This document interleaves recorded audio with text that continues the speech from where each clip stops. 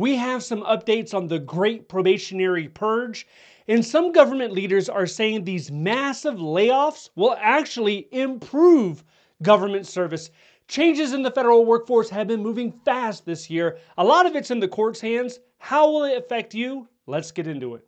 Back in February, the Trump administration started the purge of federal workers. Over 25,000 workers were suddenly fired from one day to the next. And the reason for it is because they were the easiest target, the lowest hanging fruit in order to score some political points, so they quickly axed them. Now, the update to this is we have some agencies politely requesting that their workers come back to work. This is happening in the IRS. This is happening in the VA, among other agencies. This is an example of one of the letters people are receiving. This one's from the IRS, and it says, all probationary employees must return to full work status. You must be fully returned to work with your PIV card and laptop no later than Friday, May 23rd. The lady who received this email, she's not going back. She doesn't want to go back to the IRS. She actually opted into the Deferred Resignation Program, the DRP, but it was never confirmed. So her agency viewed her as not being in the DRP. So she's given a choice at this point. She can either willfully resign or she can make her way back to the office. The second thing that agencies are doing, they're sending a memo to clarify the reasons they were fired. So as you're probably aware of, a lot of federal workers received the notice of layoff and it said poor performance.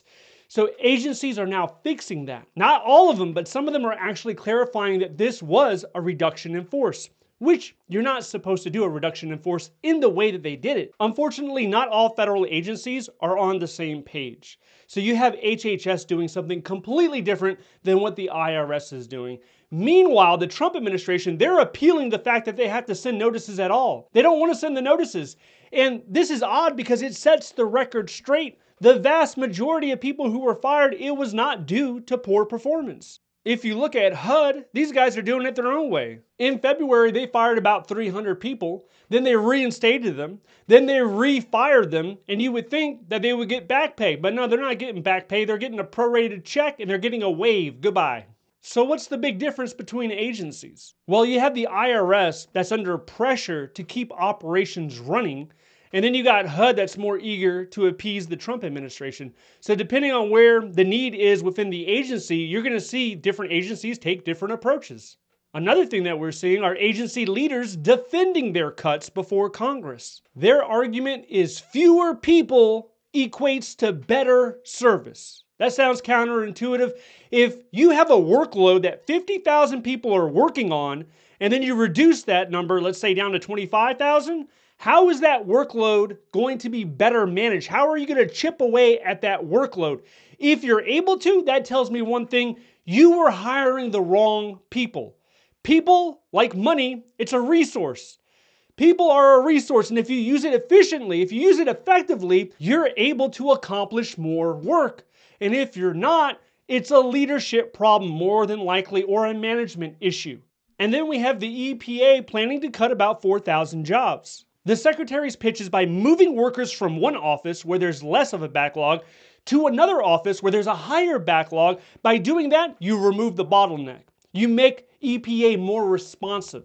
What a trash can answer. How could that even be possible? It's just not me saying it. There are Democratic senators, they're not buying it. They're saying downsizing would lead to increased pollution and health risks, especially to vulnerable populations like children and the elderly. Jennifer, a 40-year EPA veteran, warned that slashing the research office could cripple the agency's ability to handle things like chemical spills or bioterrorism. But most people already know this administration, they're not real big on the EPA. They don't really like that agency. And the same could be said in Congress when you're looking at the Republican congressional representatives. They don't like it. Why not? Here's some reasons. There's skepticism towards climate change policy. EPA regulations negatively impact industries. Environmental oversight should stay at the state level. Over at the Interior Department, he has the same vibe. He's cutting over 7,000 employees. He's saying there's too many offices. There's the regional office, the district office, the field office, offices on top of offices. It's too many. What's his goal? Less paper pushers in DC, more boots on the ground. This means more rangers at the parks and more people at the mining sites, which makes sense if you had to choose between paper pushers and people on the ground actually interacting with the public. You would probably pick people interacting with the public. But what's the purpose of the paper pushers? What's the result when you cut them? You have to understand what each position does before you just willy-nilly cut positions. And the issue with the entire government, not just with the Department of Interior, is a lot of these leaders have been there less than 3 months. So it's not enough time for them to fully evaluate what's happening within their agency, which positions are actually crucial before you consider cutting them. Bipartisan lawmakers are saying these cuts are bleeding out decades of experience. Then there's the IRS. Again, they've already got rid of 23,000 employees. That represents about 20% of their workforce, and there's more cuts coming. Now, the Trump nominee, which is Billy Long, he faced some tough questions from senators about how these cuts will impact customer service. Long admitted the phone service is lousy. He said he'd try to protect workers. But he didn't exactly promise to reverse the job cuts. Now, since we're talking about Billy Long, let's talk about Billy Long, the future IRS commissioner. Why is this troubling? One, he doesn't really know anything about taxes. He doesn't have a background in taxes. I don't think he's ever filed taxes as an individual citizen. He probably has always outsourced that responsibility. Two, when he was a congressman, he wanted to abolish the IRS. He put forth a proposal to abolish the IRS. Instead, he wanted to do the national flat tax, the sales tax. Now, a lot of people, they'll weigh pros and cons with the national sales tax. But when you have this individual, Billy Long, in charge of the IRS, the questions are, will he have a commitment to the mission, a willingness to support agency reforms, and intentions for long-term planning and modernization? Probably not. Not to the historic mission of the IRS. Probably to a new mission. He'll have full commitment on the mission of abolishing it, of getting rid of it. Now, these cuts, the agencies are saying these cuts, number one, they're saving money. Number two, they're improving government service. Now, one of those two things is true, and it's saving money. At least right now, this year, it's saving money in the short term until federal agencies are allowed to hire private contractors to start filling these gaps, because right now they're not supposed to, but next year they probably could and they probably will. Now, improving government services, probably not. Before DOGE was created, you had two big organizations that were focused on fraud, waste, and abuse across all federal agencies. Number one is GAO, the Government Accountability Office. It's a congressional watchdog. Number two is the Office of Inspector General. A lot of agencies had their own OIG, Office of Inspector General. Like the VA had their own OIG. DOD has their own OIG. It's very similar to what DOGE is doing now, except they provided a lot more transparency. They would publish a report.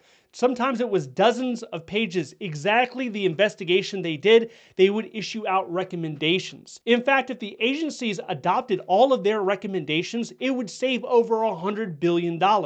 And for as efficient as this administration wants government to be, it's strange the president fired 19 inspector generals. One IG employee said their office lost 30% of the staff due to budget cuts, hiring freezes, deferred resignation. Another said they might not finish their planned audits this year because they're so short-staffed. They're operating out of fear of being fired at any time. In addition to all of this, we now have a judge siding with the Trump administration when it comes to removing union protections, collective bargaining agreements. This is going to impact over 500,000 federal workers. If you want to know more about that, check this video out next.